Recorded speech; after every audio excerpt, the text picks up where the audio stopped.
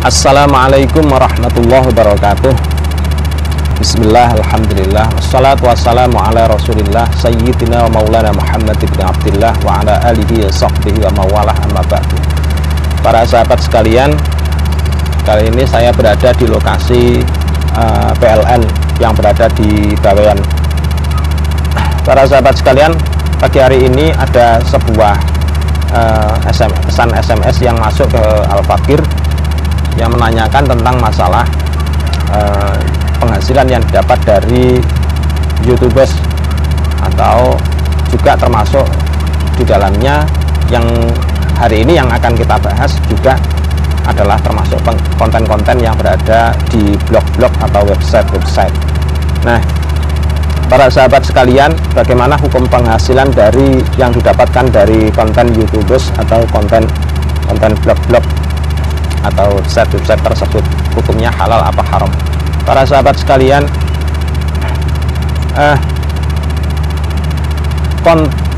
konten yang didapat atau konten yang diisikan di dalam sebuah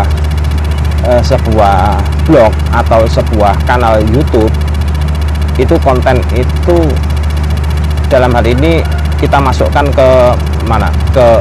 Termasuk ainun maujud apa ainun ghairu maujud. Kalau hal itu termasuk adalah ainun maujud, maka dalam mengakses konten itu berarti sama layaknya kayak jual beli. Tetapi kalau misalkan itu kita masukkan dalam konten ainun ghairu maujud, itu ainun ghairu maujud atau yang di dalamnya hanya berisi ainun manfaah, maka akad yang berlaku di dalam mengakses konten tersebut termasuk akad ijarah. Nah, di sini kita penting untuk memilahnya. Tetapi baik itu kita masukkan dalam dalam konteks bahwasannya mengakses konten tersebut masuk akad B atau masuk akad ijarah, masuk akad jual beli atau masuk akad sewa jasa. Dalam ini ada satu titik terang yang menghubungkan keduanya, bahwasanya kullu majazat ijaratuhu jaza bai'uhu.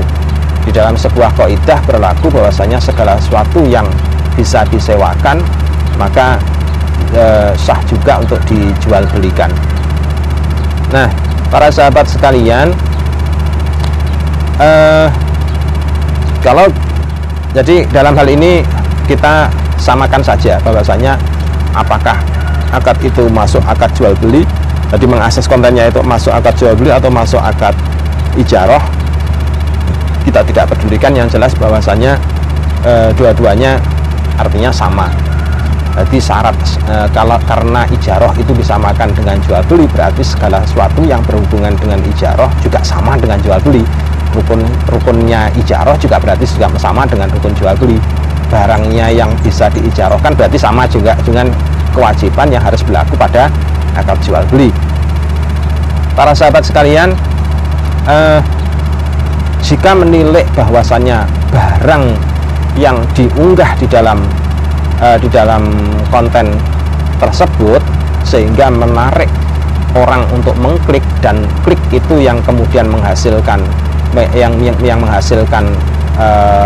penghasilan bagi kreatornya atau bagi orang yang mengisi blog tersebut, maka dalam hal ini berarti apa yang ditampilkan di dalam konten YouTube, apa yang ditampilkan oleh konten YouTube itu bisa mempengaruhi terhadap halal atau haramnya penghasilan. Jadi kalau misalkan kok di YouTube itu ditampilkan sesuatu yang sifatnya membuka aurat, terus kemudian menyebabkan terjadinya perpecahan di antara dua orang atau lebih, terus kemudian suka manas-manasi dan lain sebagainya, maka membuat konten yang demikian itu hukumnya juga menjadi haram, sehingga mempengaruhi penghasilannya pun juga menjadi penghasilan yang haram.